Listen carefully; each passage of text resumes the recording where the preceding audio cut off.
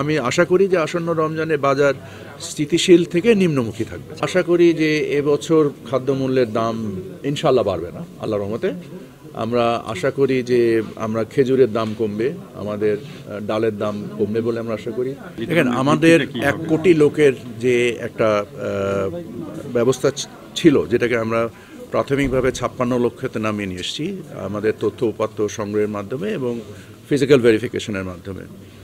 So এই verified 56 লক্ষ লোকের সাথে আরও 6 লক্ষ লোক, 57 লক্ষের সাথে আরও 6 লক্ষ লোক যুক্ত হয়েছে। আমাদের কাজ হচ্ছে ব্যবস্থাটাকে সংস্কার করে ব্যবস্থাটাকে মানে এই যে 72-73 লক্ষ লোক যারা আছেন, এদের অধিকাংশই যোগ্য।